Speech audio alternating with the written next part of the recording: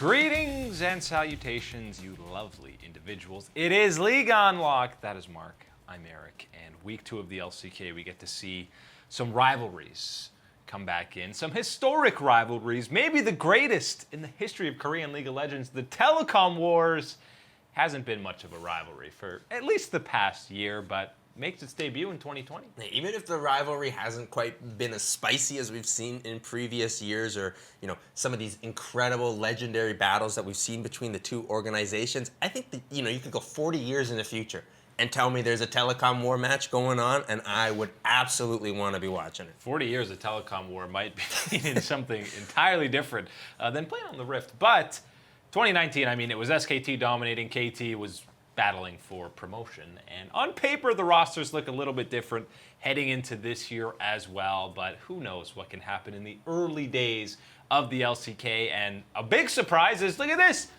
it's an Akali again. Sohan gets it in the top lane. It's a rare sighting to see her not on the ban list. Aphelios for Teddy. Faker gets his Syndra, which has a skin, which of course he won't use. Yeah, no skin for Faker, and again, it is no dice here in the bottom lane for this KT team. It is going the way of T1 early, and yeah, Bono making another questionable play here again. He's going going in way too deep without any chance of his teammates being able to help. You had no priority mid lane, you had no priority bot lane, and you go in for a play like that.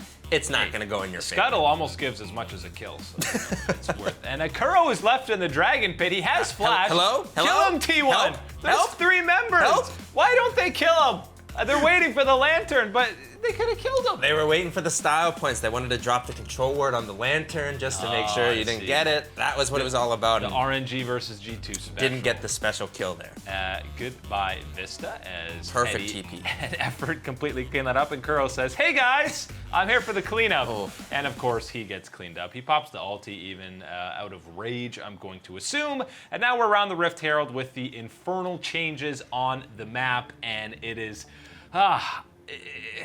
Bono, that was actually fine. They get a kill on the outside, and Sohan, you're expecting, okay, Akali, absolutely busted champion. Let's clean this fight up. Let's see the Akali pop off here. Here we go. Had flash, and just walks away. There's no kills. He just walks away. I thought maybe he could have cleaned some of that up. 3 dragons now for T1, a very sizable gold lead for them. Kana, by the way, got the start in game 1. He gets the set, which has been almost 100% pick ban presence here in the LCK. And he's looked fantastic on this set pick for T1. Really like what this young guy has brought up to the top lane here for the T1 squad. Really strong performance. And then it continues here for the squad. What do you want Bono to do, man? I'd like him not to make some of these engages for sure, and that would probably fix some of the issues here, but come on, this one was cleanly in the favor of T1 without Bono making those missteps. Yeah, it doesn't matter. Even if he has some follow-up in that engage, it's probably not going so well, as the Infernal Soul is for T1. Never really in doubt. Bono did finish that game 1-5-2 on the J4. He looked like a solo queue jungler, man. He did. Where's the engage when you flash in the back line? But after that performance, Malrang does come in, sub in that jungle spot, and that is a Senna pick, which is always rare in the LCK, and I wish it was rare in the LCS a lot of the time. Faker gets his Victor, and he gets some love from Malrang. Scraggus, he's going to go down for first blood. Okay, KT, solid start here, and then it's in the top lane. Kana's in here again with the Ornn, and Cuz shows up on the Olaf, chase down the Aatrox. That is not looking good for KT, TP. And that is, I tell you what. Wait, that's a Tom Kench. That is a Timothy Kench, and he is not welcome in this top lane anymore. The way that these nerfs have gone through, you're not tanky anymore, bro. You're not going to be able to soak it up. The fadeaway axe gives away the kill to T1. And the rest of the crew were coming up, and again, it's more action in the top lane. Cuz is just waiting in the bush to kill the Aatrox. Here comes Malrang and the Senna ulti, and it doesn't matter. The Gragas looks like he's doomed. But here comes Kuro, the stopwatch, buys enough time to bubble. Malrang says, great, let's turn this fight around. Just kidding. I'm just going to watch you die. In the Gragas ultimate to ruin the paddle star from Zoe, Kuro's about to nuke him to another existence. Kuro came and saved him, and Malrang repays him by watching him die. Oh, it feels bad, man. And then Teddy, by the way, look at this farm at 24 minutes. He's got 300 CS. He's just zoning the entire KT lineup while the rest of T1 does Baron. 300 CS Xayah with a Molten Edge upgrade. That's no problem. He's flashing over, burning summoners out of everybody, aggressively using the Feather Storm. Yes, this was heavily in the favor of T1 yet again. Apparently, Bono wasn't the only issue that KT was having, although Malrang didn't look any better really in this match. Teddy, a deathless in this one. He didn't have any assists either, just the straight 4-0-0. Give me the kills. It was a clean controlled performance by the T1 squad. They absolutely dismantled KT in almost every single facet of the game here. Complete control from the T1 squad. And hey, we wanted to see the improvement from them from week 1. We challenged them in the draft, and certain other things needed to be cleaned up to be up to that T1 level here. And hey, they've leveled up big time for week number 2 right out of the gates. Yeah, Teddy doesn't die in either of the games. Cuz got MVP in the second match. Faker had 3 MVPs coming into it. Didn't really need to do it today. He was just kind of there in the mid lane, never lost lane, but didn't have to pop off. Cuz that second game completely dominated that top side matchup, combined with some serious misplays from KT. But yeah, 21-6 over both games in kills for T1, and never in question either of those games. They look good. Hey, they banned out the Soraka, learned their lesson from week number 1, adapted, putting in that big old tanky Ornn into the top side. Things are going well right now, getting the thumbs up for the start to week number 2 for T1. And with that kind of performance, you got to imagine he might be getting more of the starts going forward over Roach, who has been fine, but if he keeps playing that well, and you've shown the ability to play a set or an Ornn, you can play tanks or carry, then he's going to get a lot more starts going forward. And he's looked good on playing those champions. And again, being able to be a threat on that set here, this new champion that people want to be banning away type of thing, adds that extra bit of flavor here to the T1 drafts. 2-1 overall for T1, the 0-3 for KT. This time they don't even pick up a game. Coming up after the break, the other match of the day had some old Griffin rivalry, Lehends versus Chovy and CV Max as Dragon X takes on Hanwha Life. We are back, you beautiful people. It is League on Lock, and it is LCK action, and this next series, I hope you like interesting drafts, because Dragon X and Hanwha Life put on some very intriguing matchups in both of their games, really. You know, the storylines coming in here, Lehends versus his former boys in Chovy and CV Max. Hanwha Life had that impressive win against T1 with the Soraka, Yuumi, Olaf running amok. Don't remind me. Dragon X went 2-0 in week 1 and looked really good. Hey, the thing here to watch for is obviously Hanwha Life. We've seen them be willing to make these risky drafts, to be on the edge here of breaking something new into the LCK meta. And then, of course, watching Dragon X, you got all that skill and still picking some of these interesting compositions. But what is that? Oh boy, that's not interesting. That is interesting, if you will. You heard LS talking about, yeah, they could go Cosmo, Jinx, Kyria on the Pyke. So you had Pyke misfortune in the bot lane against the Soraka Shen. Yes, the bot lane was Soraka Shen for Hanwha Life, and their hyper carry, I suppose, was Tryndamere in the top lane for Cuvée. But yeah, Kyria's Pyke was absolutely disgusting in the early game. He leaves that one for Piosik. You can clean that up on the Olaf. He's flashing over. That's a Soraka with no flash. I tell you, you get hooked by a Blitzcrank and you get deleted, you feel bad, you feel cheated. You get stunned up by someone like that, there's no way you got anything other than just going, man, you know what? I got styled on there. That was absolute skill. And but you know the Tryndamere, he's coming back. I'm going to say that if that was absolute skill, this is not exactly skill. This is just Ornn. Flash. This is just Ornn being Ornn. The Trynd had flash. I don't know why. And if you look at just what's going on in the scoreboard, that is a double crit cloak, 3 Ruji build for Cuvée. And in the mid lane, Chovy has 100 CS on the Karma mid. Oh, and again, more style points coming out here from the Pyke for DRX. Mercy. This is unfair, man. This is not okay what's going on. This is a 9K gold lead at 15 minutes. At 15! Yikes.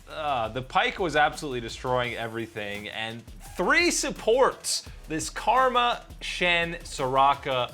Where's the damage? Yeah. It's the Tryndamere, a split push champ? It's one of those situations where, look, I understand what you're going for. We talked about them wanting to make, I don't.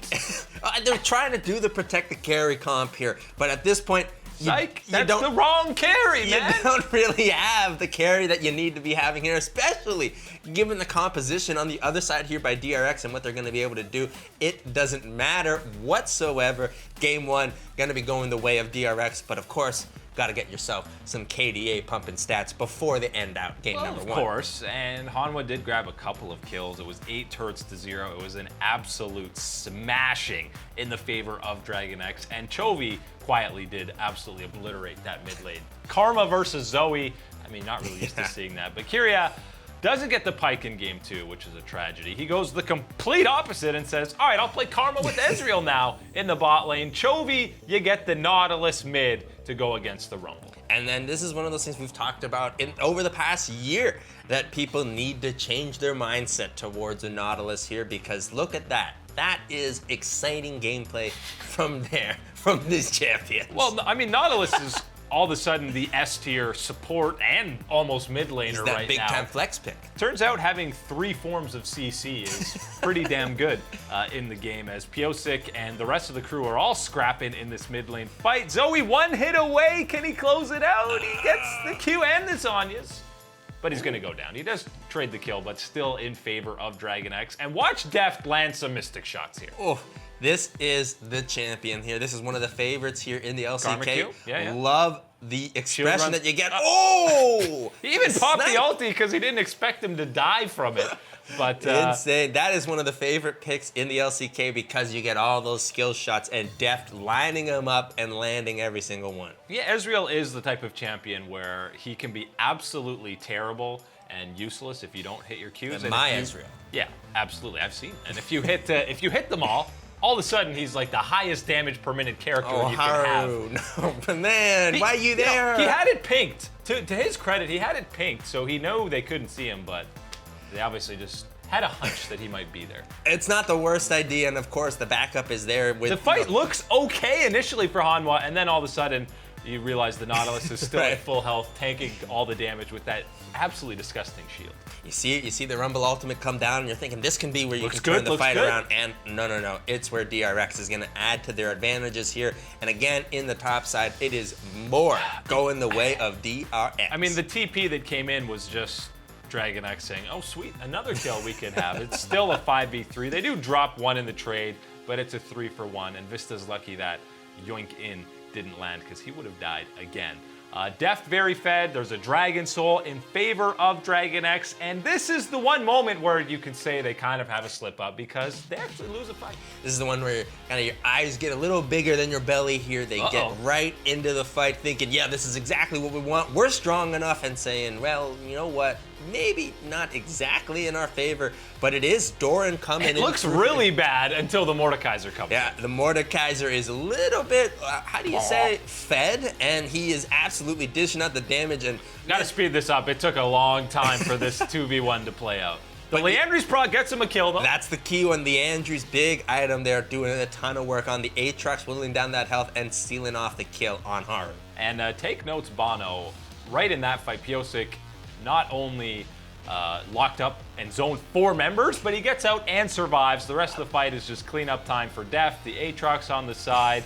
Rumble is lost in the Death Realm at the bottom. There's not much else that you want here in this fight if you're Hanwha Life, because, hey, the Aatrox is right in the Ezreal's face, but oh wait, it doesn't matter, because Deft is so fed already that he can just stand there, Yeah, 1v1 take the him damage, easily. 1v1 him down. The Alpaca gets the victory here, a full-on 2-0 for DRX. Yeah, and Dragon X basically ones up T1 and says, you know what, yours was pretty dominant, but ours was even faster. 54 minutes they went through an entire series. They had some rough games in week 1 where they didn't look great. Hasn't been the case in week 2. That was utter domination. Yeah, the game ones haven't looked all that strong here from DRX in week number 1, but week number 2. 9K gold lead at 15. Oh boy, that was a Oh. very strong game number 1 and game number 2 of equal strength here to close out the series. Really like what you've seen here. T1 stepping up to the plate in week 2 and DRX absolutely answering and saying, yep, the elite squads are here and we are ready to take down anyone in our path. And talk about certain players warranting bans. The Pike from Kyria, that has got to be a ban going forward because that was absolutely disgusting. Dude is insane on that Pike. No more skill expression from him. Get him out of there. Perfect 3-0 start for Dragon X. Hanwha Life dropped to 1-2.